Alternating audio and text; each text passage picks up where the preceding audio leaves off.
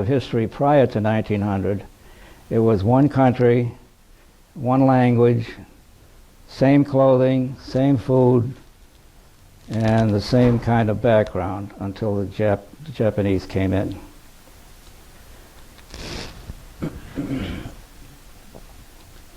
We began with a small group surrounding Syngman Rhee. The reason was we couldn't find anybody else.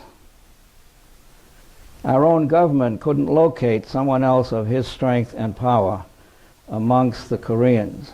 He was extremely powerful amongst his own people, but he himself was fighting in the hills. And he had good intentions all the way through. He really wanted to reunify his country to such a degree that when Eisenhower was president, Rhee was about to be elected as president of the Democratic group in South Korea, began to agitate. He was elected president, and he was still agitating against the U.S. and instilling an anti-U.S. feeling, believe it or not, because we weren't following his wishes. At the time I was there in 1953, and I think it was June, Syngman Rhee released 25,000 North Korean prisoners. Isn't that nice? So that provided me with plenty of work for my particular position.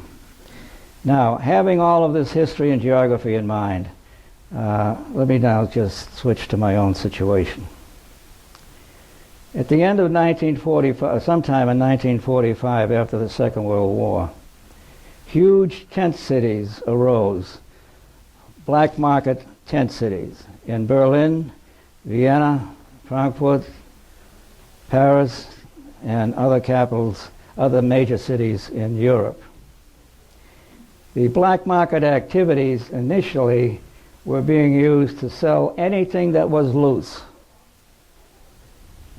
You have an American depot, I like your stuff, we'll get it out. You have a Russian depot, we'll get that too. You have British, we'll get that. We'll have French, we'll get that.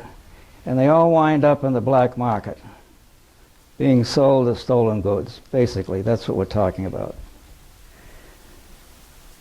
The second purpose of the black market was that they began to be used as a cover for intelligence activities. And the best example is probably one of the old movies, I think, with Orson Welles, Third Man Theme. Anybody remember that? Basically, that touches on what was part of what was going on. They used the black market for intelligence activities. Now, this is what I'm talking about is in Europe at the end of the Second World War.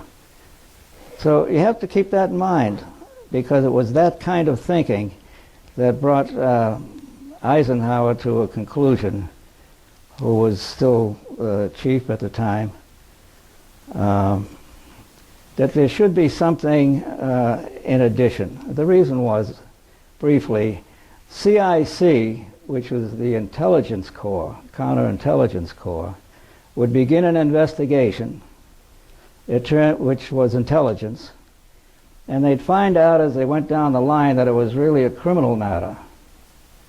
They had no interest in criminal matters. They had no interest in the courts-martial of some criminal from the other side or whatever side. And many of them were GIs who were simply stationed there. Similarly, the CID, Criminal Investigation Detachment of the military police, as well as other criminal detachments from each of the various countries, would begin an investigation which was criminal in nature, and then found that it was intelligence. It really was an intelligence cover. Well, each one did the same thing. They stopped. They never transmitted any evidence. They never transmitted names of witnesses or anything else that happened in their particular part of it. They simply stopped and went to the next case on each side. So the general said, this is ridiculous. There shall be a separate unit called Security Intelligence Service, and there shall be agents who will have the authority to begin an investigation and continue it, whether it be intelligence or criminal. And that's the type of unit that I was in. It was under the G2, at that time G2 of the Army. When I arrived in, when I landed first at Incheon, and I was sent up to the 45th for a little taste of what the 45th was up against, including myself. I was there not quite a month, I think I mentioned. And it was pretty obvious what was going on. Is anybody here from the Triple Nickel? Anybody remember the Triple Nickel? It was the 555 heavy artillery. They were perched on the top on the hills around Pork Chop and Heartbreak Ridge. They made a lot of noise. They also killed a lot of enemy soldiers. They were gradually withdrawn. Very interesting. At the end of the war, some of us took a jeep ride along the ridge, and a lot of the Triple Nickel artillery was down the cliff. It was too expensive, too heavy, too large to move. So they left it there. They, of course, damaged it first, so it couldn't be used again. But they just pushed them off the cliff with bulldozers. We had a special engineering outfit that knew how to operate large equipment and literally pushed them off the cliff. Same thing happened with some of the tanks we had. At any rate, I want to get back to what happened with me. After I was there several weeks, a month or so, some young lieutenant drove up and said, "Macey." I said, "Yes, sir." He said, "You're AWOL. Get in the Jeep." Oh, okay. So I get in the Jeep, good soldier, and someone else brought my duffel bag out of a bunker. By the way, while I was in one of these bunkers firing down at the Chinese and North Koreans one night, Army had a mail call. Well, if you're in the, when else would you have mail call except 0300, right? So down came this nice young fellow and called out the names, and it was what I received was the Herald Traveler for my dad. And it said, "See back page." And I'm busy doing this, you know, the machine gun. And I turned the back page, and it was about that much. It said, "Korean police action continues." So I carried that piece of paper till I got home to show my dad that I thought it was wonderful of him to think of me while I was in a police action. Maybe better than telling him what really happened. The lieutenant drove me back to Seoul City and took me to the provost marshal of Seoul. And there was such a thing as a provost marshal. He was field grade. I don't remember whether he was a major or lieutenant colonel. And he had a sheet of paper in front of him, and he said, "Macey, you're AWOL." I said, "Yes, sir." He said, "Well, you're supposed to be SIS. Around the corner, there's another building. Have in mind, this is 1953. Most of the buildings are either obliterated or the roofs blown off and covered with tarps of some kind against the snow and the rain." So I wanted to walk. He said it was just a few yards, but he wouldn't let me out of his sight, so he put me in a Jeep and drove me around the corner. And he said, "You will report to Lieutenant Colonel Payne," which I did. I introduced myself, and I brought out my orders, which we all carried, and showed him that I was in fact an SIS agent, and I'm here. And he was so pleasant. He spoke with a soft southern drawl from Memphis, Tennessee. He said he had 30 days to go. Had just come off the line, and they had parked him there. There used to be an SIS agent, but he hasn't seen him for a couple of weeks. So that's his desk, and one of the drawers there are a couple of 45s with the serial numbers obliterated, and there's a stack of papers on top of his desk. I haven't the vaguest idea what he was doing. By the way, what is SIS? So I gave the description, the title rather. He said, well, I don't have any idea, but if you're in trouble, go up to G2 at 8th Army Headquarters, which was 2 miles from where we were in downtown Seoul, or what was then downtown Seoul. And I reported in, showed my credentials, and another field grade officer said, oh yeah, SIS. Well, there's a unit back there where you came from. I have no idea what they were doing, but you know what to do. You've been trained. So go ahead and do it. Yes, sir. So I put my 45s in the gas mask, which I never should have done probably. But at that time, I wasn't really sure what I was doing. Went back to this office and reported back to the famous Colonel Payne, who was most gracious and most understanding, and became a very good friend to me. He arranged for a Rock Army lieutenant who spoke English, young lieutenant, a Korean CIC agent, a couple of weeks later, a second Korean CIC agent, and one detective from the South Korean National Police. The detective had been trained under the Japanese, and he was kind of a holdover. Well, training by the Japanese is being trained in brutality and barbarous acts. So if we really had to interrogate somebody, we would give him to Mr. An. His name was A.H.N., An Hyun Mo. He was older than I would guess in his 40s. I was 23, by the way. And he had a big shock of hair and a nice smile, and he would interrogate in one of the rooms in this building. At some point, the colonel came out and said, what's going on? I said, I have no idea. He's interrogating a prisoner. Well, tell him to stop moving the furniture. This is still the U.S. flag. Yes, sir. And I did, and he stopped. The Japanese had trained him in such brutality and interrogation that there wasn't a single mark on this man's body.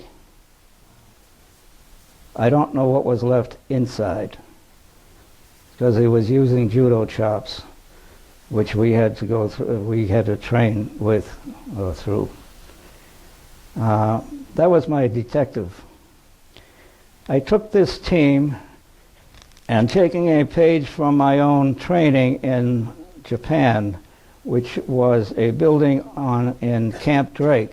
Anybody remember Camp Drake? Outside Japan, going through? It was initially a transient station, but parts of it were separated out, and one of them was for SIS training. So taking a page from there, over a period of time, I was able to organize, build 3 separate teams. My mission from G2 at 8th Army, when I inquired, was search, report, and neutralize.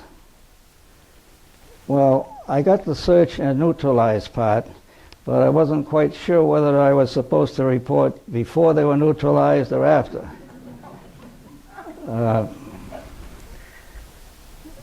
My Korean agents knew what to do.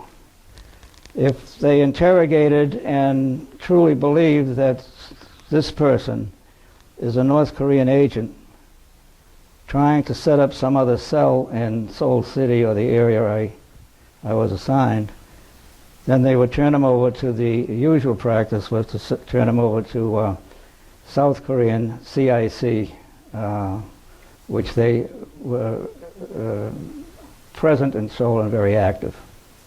We never saw the person again. At other times, if they were by themselves or out of the city in some isolated place and believed this was really an NK agent, they took care of the neutralization itself. It was never called anything else. Whatever was done was given to me by way of lengthy, handwritten manuscript paper, the notes of everything that had occurred. So for each of these missions, as they became known, I'd have a sheaf of papers like this. These were each translated into English, and I would then report to my own superior, who would then report to G2 Command. The whole idea, of course, was to find out whether the North Koreans were planning to come down again or planning to disrupt us at some point along the line somewhere. When Sigmund Rhee released the 25,000 prisoners, he didn't even call me. He didn't call anybody else. He just released them. So my team became very active, searching out these North Korean cells or agents. And it took up a lot of the time, which I spent until I was sent home in September of '54. I spent 16 months in Korea. The first few months was the war. The second was really a lot of the intelligence going on, using the black market or not, using clues or information that these teams had gathered. And the way I operated was that no one of the three teams knew that there were two other teams. It was a nice lesson in psychology.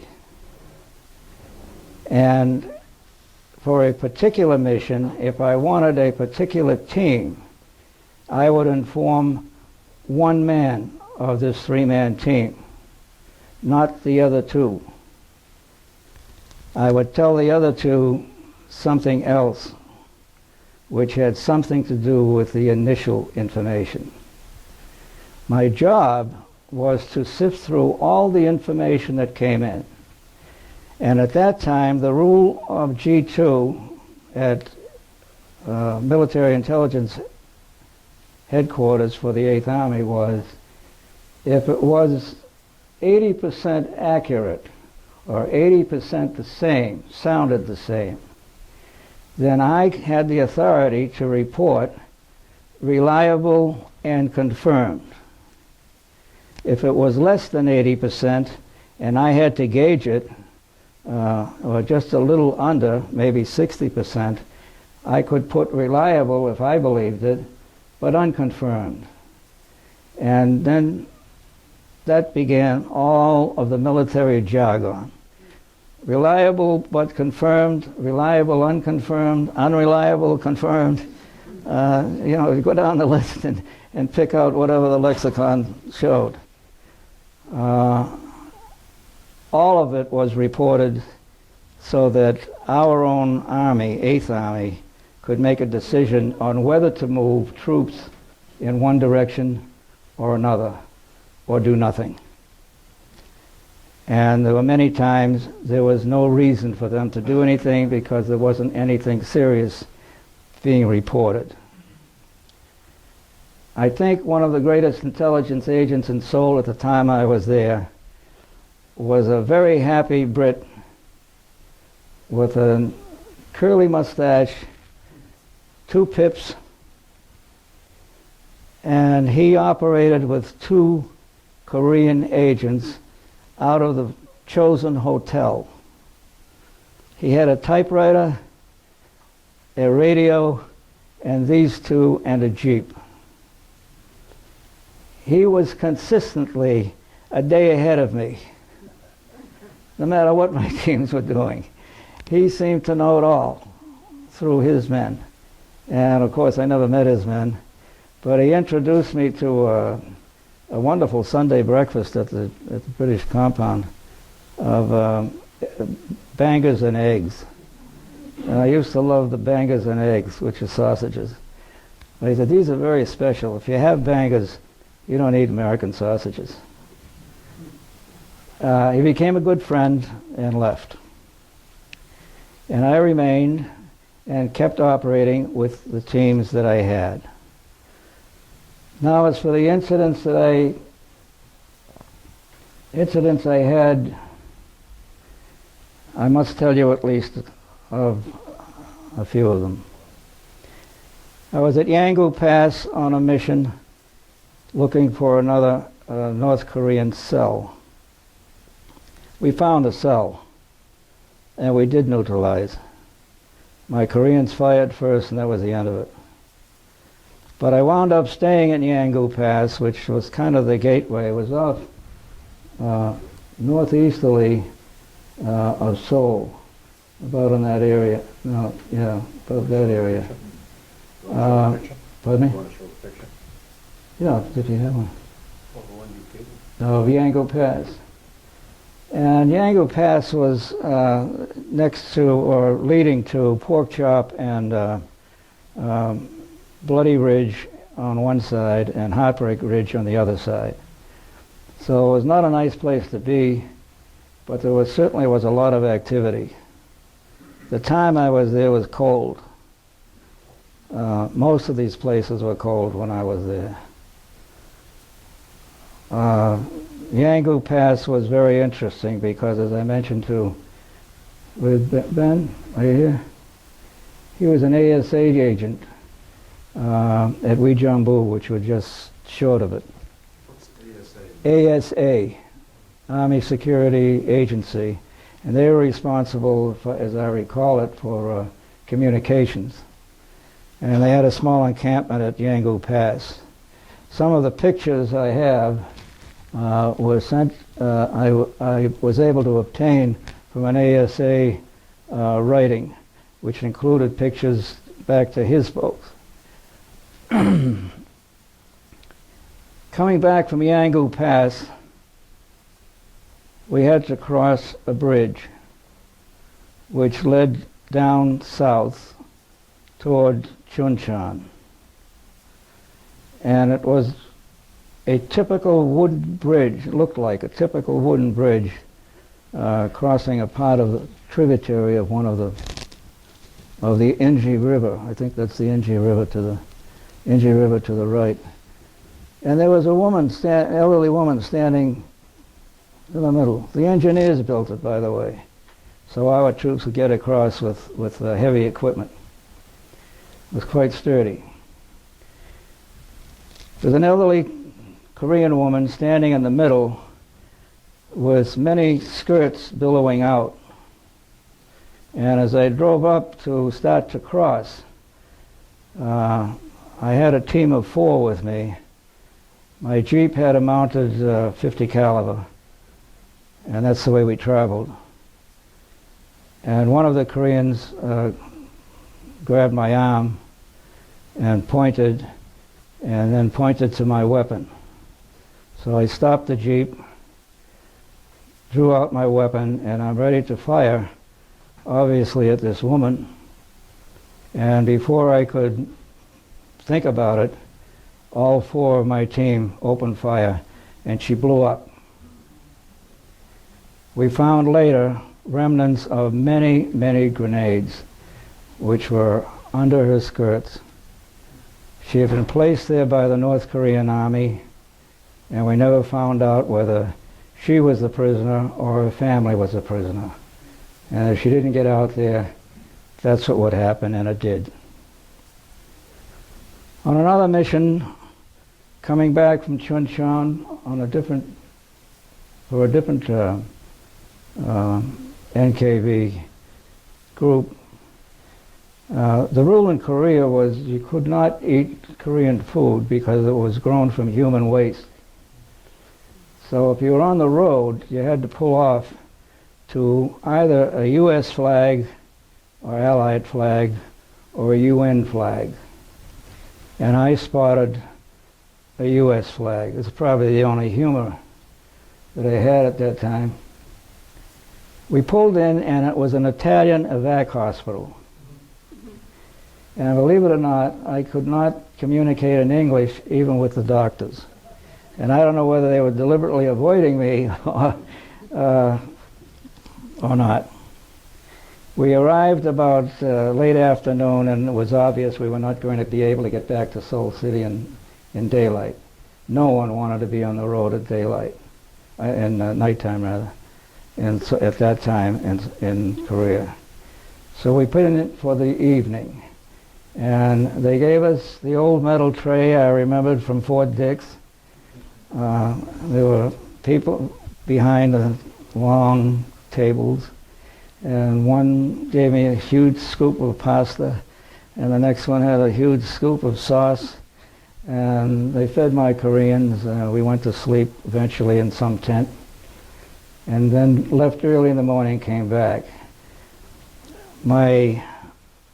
At that time, I had a most wonderful superior whose name was Robert C. Green. He was lieutenant colonel. He recently died at the age of 100 in Florida, and in his obituary it indicated that he had spent his last 7 or 8 years trying to teach poor children in the South who couldn't read or write. And he was that type of guy. He was something else to me. He was General Stilwell's personal intelligence aide.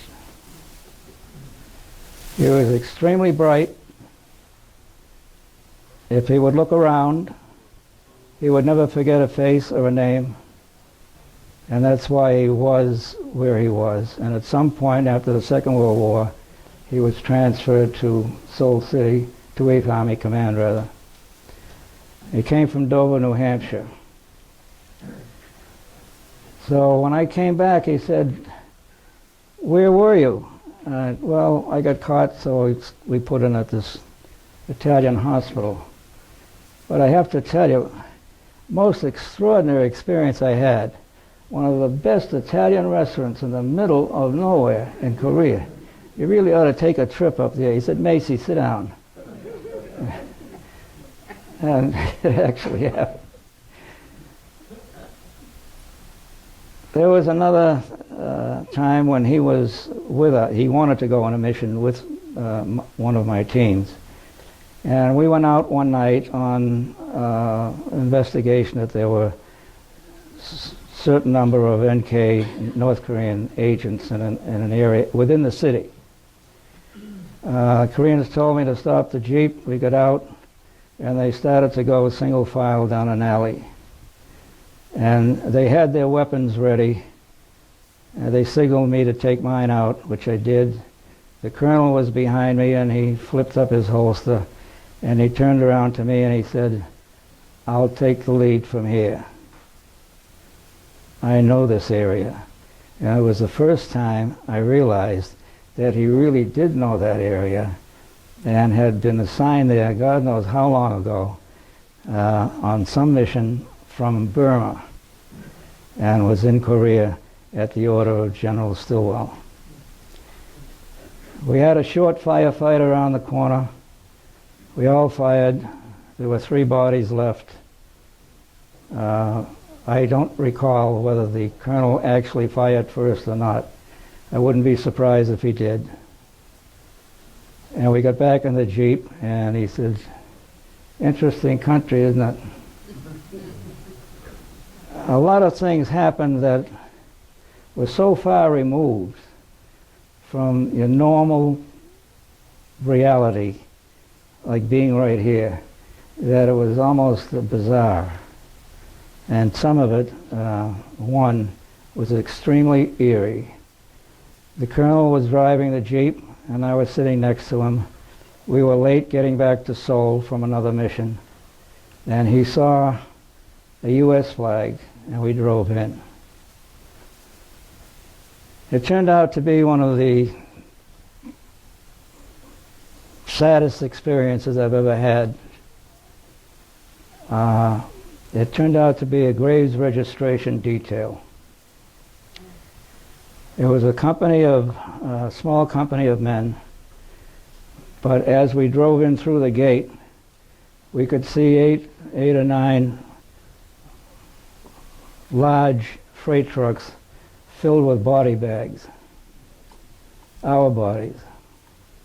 The generators were running 24 hours a day to keep the temperature down.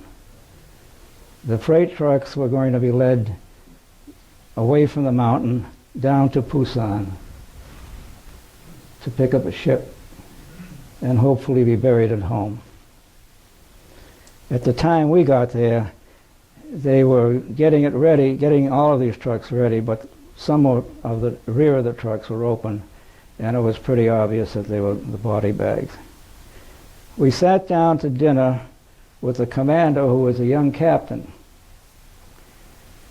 and the conversation was very limited. Even with this colonel who had very much been around. And we let the captain speak.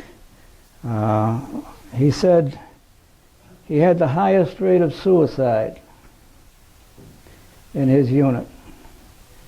And he was ordered to rotate not longer than 60 days. So he was assigning us to sleep in a makeshift Quonset overnight with one of the group that was going to be rotated. He spoke of other things, but that was the gist of it. And I had two Korean agents with me who took their weapons out, and one slept on either side of me. I had mine in my hand, which I slept under my pillow. But I didn't really quite understand what was going on with the Koreans because they were up. I don't think we got very much sleep that night. There were 30 or 40 other troops, GIs, in this unit sleeping. And I found out later that they were Buddhists, and they believed in death spirits. And they took one look at these trucks, and they were convinced they're going to die. But they're going to get down fighting, and they're going to take me with them, which I was very grateful to have them there, but not in that sense. We couldn't wait to get out of there. So we left in the morning and drove back to Seoul City.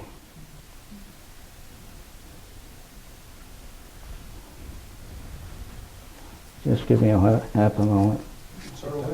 That's not a question, but I wanted to remind you that we went to great expense to have that chair brought in from across the hallway. So you might want to use that. Thank you. Send me the bill. That's because of my knees.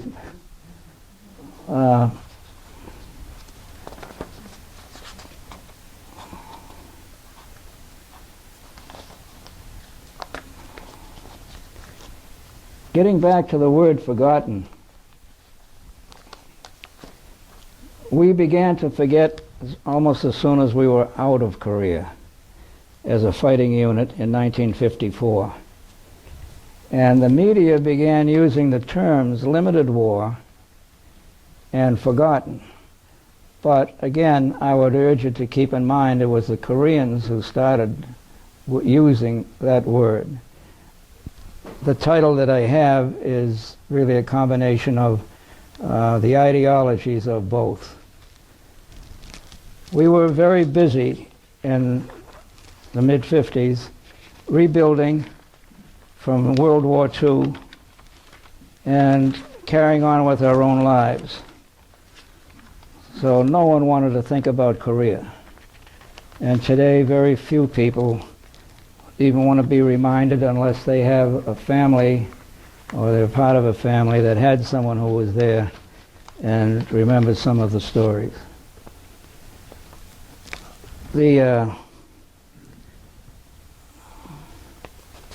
Sometimes things have come full circle.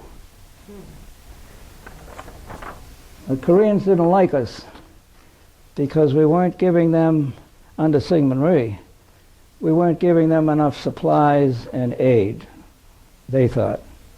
In fact, if you look at the congressional record of that time, we were giving millions to keep a democratic nation vibrant, knowing that by that time the Russians had succeeded in a true communist state. In a sense, one of our famous analysts, who was a Washington correspondent at the time, wrote that maybe we're the ones who are responsible for President Kim in North Korea now, because we saw it, we heard it, we fought it, and we let it go by the board. So the Russians just kept building up. And now we're in the situation we are in. A dear friend of ours, a neighbor of ours, had a son who was a professor at Fletcher's School of Diplomacy recently in Tufts and died of cancer. San, do you remember the name of the family? Walkman. The Walkman family, I think on Diamond Road? Yes. Their son was a beloved teacher. He was in his early 50s. And there were many donations given in his honor. And we received a copy of the Fletcher School Journal. Sandy found this page, Korea Gets a Permanent Home in Fletcher. And what happened in short was that there were a number of very large donations to set up a chair for a study of Korea. And a very bright scholar was appointed as the chair at Fletcher. He's there now, and he lectures on Asian affairs and Korea. But I must read you part of one sentence. He's lecturing because one of the reasons.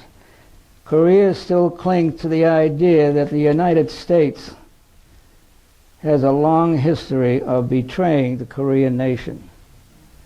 I mean, this is 2013. But these people don't forget the treatment that they had. We treated them badly in the early 50s. We treated them badly in the late 40s because we were ignoring them. We didn't believe what they were saying, and we didn't want to hear it. They had their own squabbles. Go fight someplace else. We just want a democracy. If you look at the map over here, which was sent to me by the Consul General of Korea in Boston, actually he sent me some books together with that. You'll see that because of the seas on either side, Korea itself became a valuable property to colonize, and that was the whole purpose. Japan wanted to come in from here because there are ports all along here. There were ports on the westerly side. The Chinese, as I said before, wanted to go southwesterly and colonize, and the Russians wanted to come down and colonize. Well, the Koreans were not used to military. They were more interested in a cultural atmosphere, their language, and trying to live in a peaceful nation, but they weren't militaristic such as the others were. So it was the peninsula as it stands now, I mean that's the geography, was always subject to these other powers who wanted to colonize for themselves, military and for food. In Korea today, there is still one language, but there are about 18 different dialects. It's still the Korean language. From the way it's situated, there were many tribes who came from the west. Many hordes of people came from the west, from China. There's Shannon on there. Came from China all along here, trying to colonize all of this. The Japanese are only 100 miles away, by the way. That space is about 110 miles from southern tip to the shoreline of Japan. And the Russians, who wanted to come down from Vladivostok, didn't want very much. They just wanted enough so they could get the mines or whatever else they saw of value there. But the same people are still there, and their families. I had a 16-year-old girl who weighed about 90 pounds maybe, and she was our kind of secretary in our office and translator. And she was extremely proud that she was a Methodist. And the first thing she said, "I am Methodist. I will do what you want, but remember, I am Methodist." I said, okay.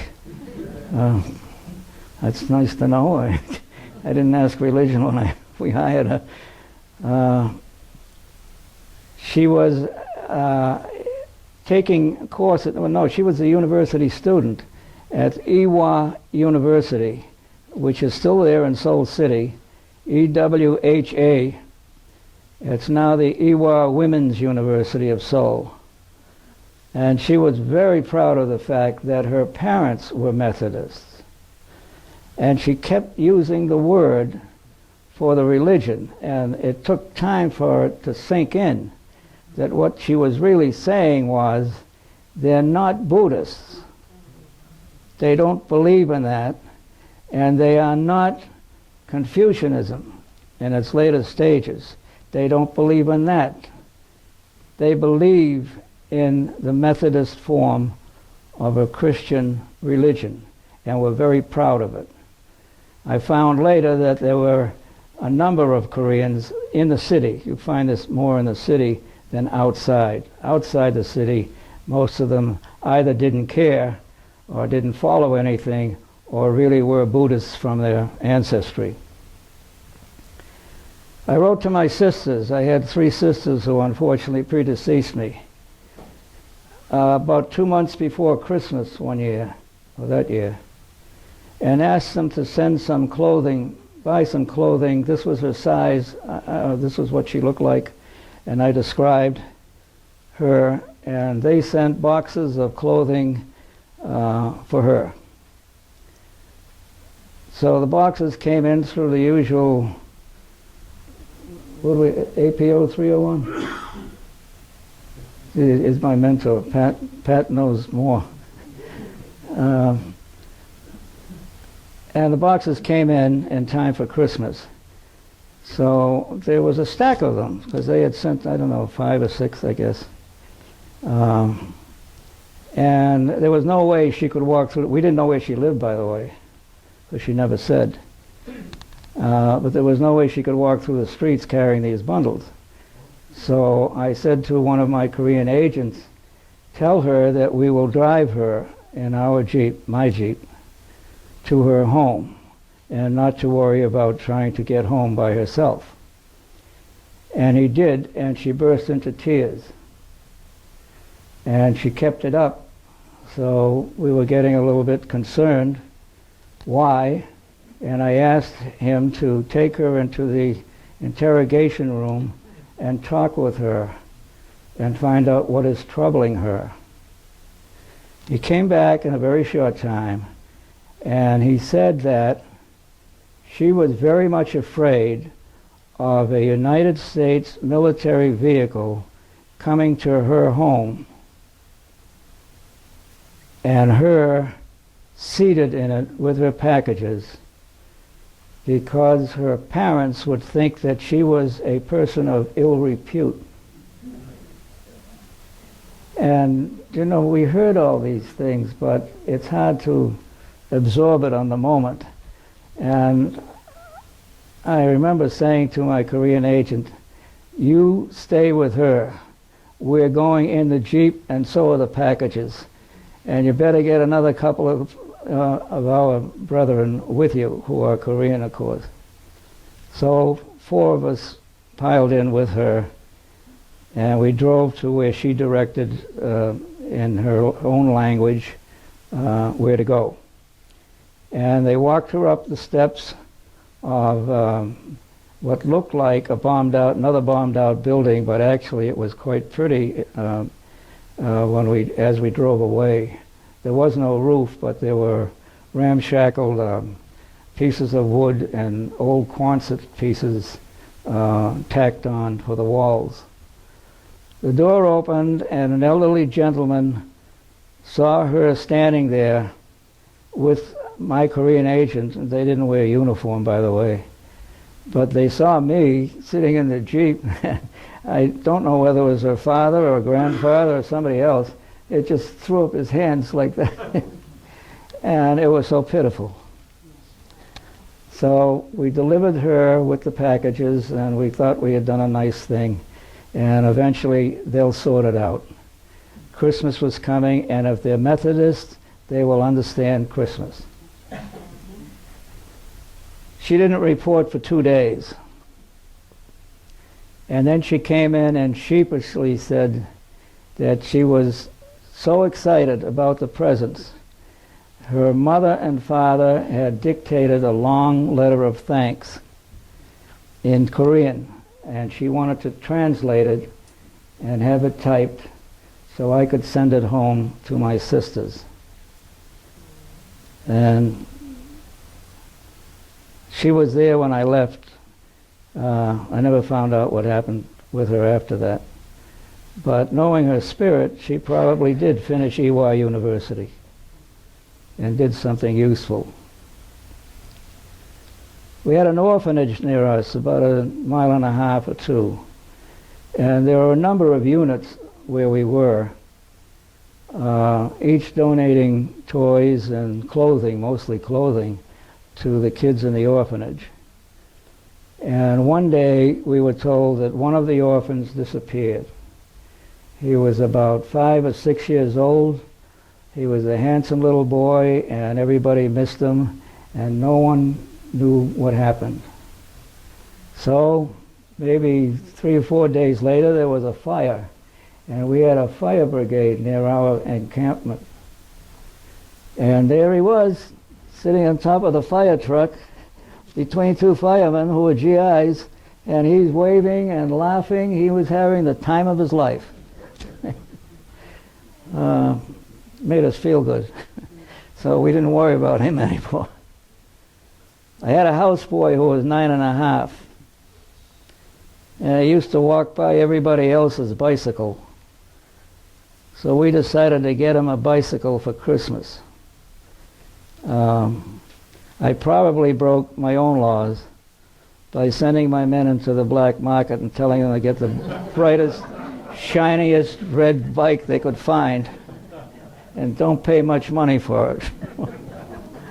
And they did. And he rode that bike through the snow, the rain. It didn't make any difference whether there was mud or not. There was no pavement where we were anyway. He would come in early to make sure we each had water in our canteens. Thank you. That must be my signal to quit. Was that your signal to quit? You told me he was going to do that to you. Irwin, I do have a question. What is your sense of what's going to happen to that fool who alleged leader of North Korea? How's that going to work out?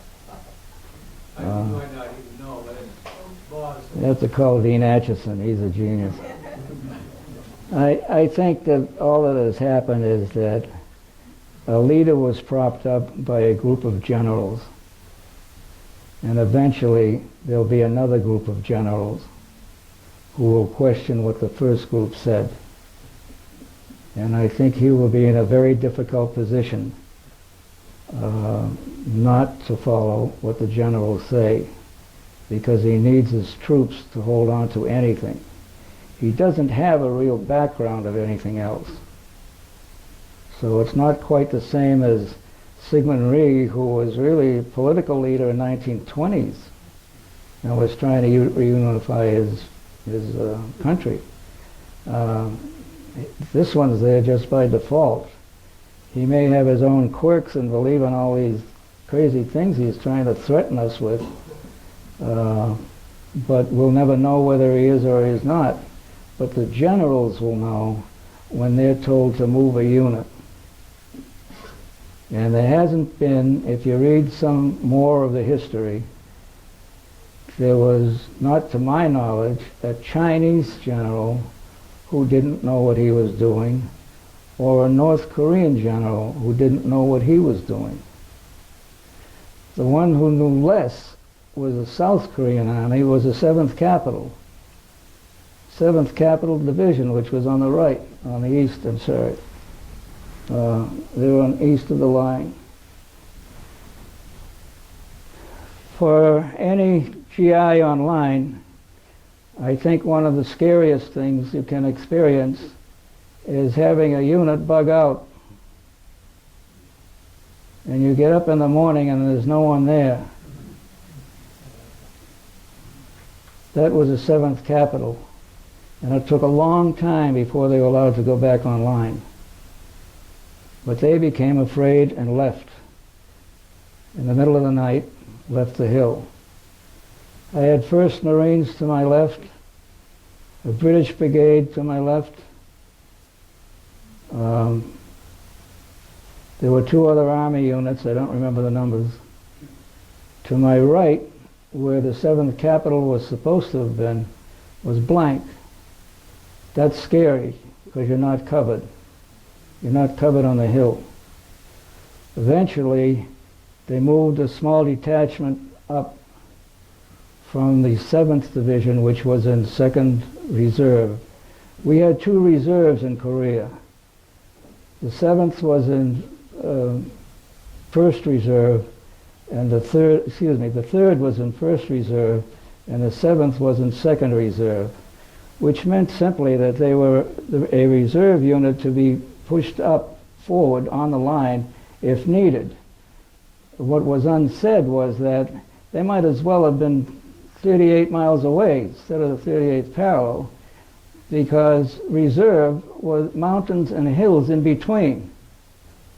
So by the time they ever got any forces up there, forget it. You either die up there or you die down there. Those were the choices. Getting back to this fellow, I think he's going to wind up with that kind of a thing where the generals will be fighting amongst themselves, and they'll determine who the real leader should be. I don't think it's going to happen immediately, and I'm certainly no expert. I'm only reciting from my own experiences of what happened with us. We had to put 1 small army division to my right because we had a Turkish brigade on the left and the Greek brigade on the right. And never the twain shall meet. This is 2013. I don't think anything's changed. The Turks would disappear overnight after the famous DMZ was set up and would return with Chinese ears on their belts. The squad leader was the one who had the most ears. That's a little different way of life. Irwin, since this was a coalition or United Nations mission, supposedly, how many other countries participated, approximately? You mean in 50, Yeah, early 50? Yeah, from 50 to 50. Well, have in mind at the time there were only the 5 major powers were the ones who had the veto power. The others were just kind of sitting back, but they were being added gradually. There are now 130 nations. Incidentally, the nation that's not invited is Israel. How many actually fought alongside the United States? I couldn't quote that.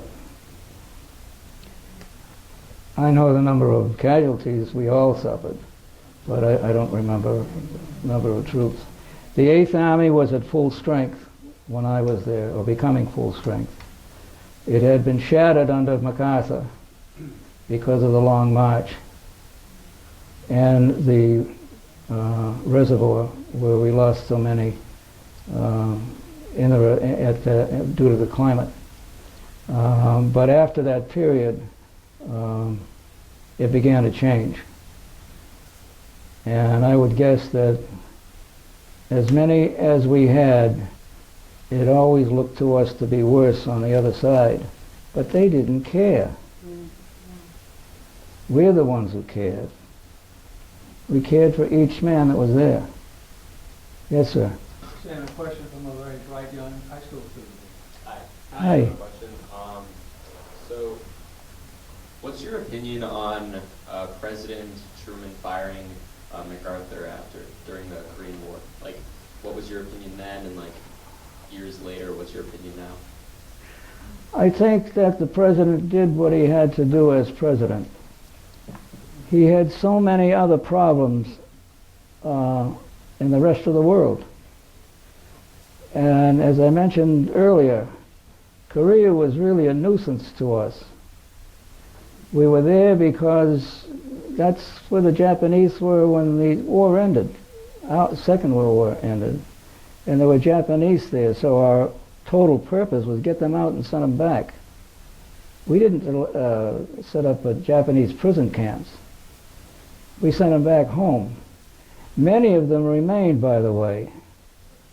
As for his firing, so-called, of MacArthur, I think as president he had to.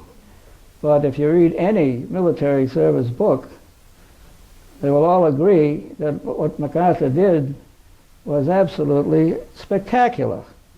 And he should have been given full speed ahead, which is what he thought he was going to get. He wanted to cross that Manchurian border. If you're my son, I don't want you up there. And I don't think any other American wanted their kids at that time at the Manchurian border. That was simply a one-way street. So, yes, sir. So thank you very much for a good presentation. I have a question that's stymieing me. We put Japan under occupation in 1945, so they were occupied by us. How were they brutalizing these people in Korea? Why did we have a handle on them? I mean, Oh, the Japanese? The Japanese had been busy brutalizing from 1900 when they won the Russo-Japanese War. So it had continued from that time, or maybe 10 years earlier. how were they able to brutalize these people? Well, it was the way that they were treating them under their government as it was in Korea. They were beaten, they were shot, they were executed on the street if they didn't follow the order of some Japanese officer or lesser. Excuse me? Only until 45. I'm sorry, I couldn't. Only until 45. Yes, yes. After 45, what happened was that we were left there, but with insufficient forces in the 8th Army. So we were relying upon groups like KMAG, which is a military advisory group, but we didn't really have a full-strength U.S. 8th Army to beat back. The Koreans on the other side, the Koreans who were left, only had this brutality in their own minds. There may have been no Japanese there for 100 miles, but they still had this mentality of that method of being treated. And they thought we were going to treat them the same, by the way. They thought we were going to do the same thing, which of course we didn't. Time for perhaps two more questions, and then Irwin will be happy to talk with anybody after. Connor first, and then. Did North Korea have an intelligence capability? Which one? North Korea, did they have an intelligence gathering facility? Oh yes, oh yes, oh yeah. Did North Korea have its own intelligence group? They certainly did. One more thing that of importance, Phil, I want to mention is that when after Ray had released the 25,000, famous 25,000 prisoners who were all North Korean, as we picked up piece by piece from one to the other, we found that many of the North Koreans didn't want to go north. They did not want to go back home. They were afraid of being shot, that they might have given some information to us on the way. They didn't like, that was one side. Another side was they didn't like communism. They didn't really understand it, but they didn't like it, because it meant they had to go to someone in charge, and they didn't like going to you or whoever. So they were afraid of doing that. They were more interested in trying to reestablish ties with their, remember, this whole thing is only a period of a few years as to the war. They wanted to remain in South Korea and try and find their own families in any of these other villages wherever they came from. And our job was really to find out whether they were deliberately remaining as agents or not. If we found they were remaining as agents, then we went through the process I described. If we found they were not, then they were simply released. And we were not able to keep track of that. But Seoul City has millions in there, and it's mixed. And I would challenge anybody to say which one's a North Korean, which one's a South Korean. I was asked as part of my training, how do you tell a North Korean from a South Korean? I said, I haven't the vaguest idea. How the Japanese know? And they said from the sandals. One wore them between the toes, the other one wore with the toes together. So, excuse me, everybody stand up, show me your sandals. And I heard so many ridiculous things that and after a while you try and sift out, that's all. Irwin, last question? Yeah. This goes back to the tungsten and coal mines. Have the Soviets over the years wheedled their way in there at all to develop those resources? They have, but we still do not know where. And we are still looking for coal mines. They don't have any trouble finding us because we inherited the Emperor's Palace and the rice paddies. So we're down there in the south on more or less flat land except for the mountain range in the center and the south. But I'm not aware from my readings that they actually declared a certain province as coal mines. We know that coal was sent from there more recently, I believe, in the 70s or the early 80s, to Russia. But these are just small bits and pieces from the archives. But we, to my knowledge, the 8th Army never found a coal mine. And we didn't go that far on the East Coast to begin with. Irwin will be happy to speak with anyone here, and afterwards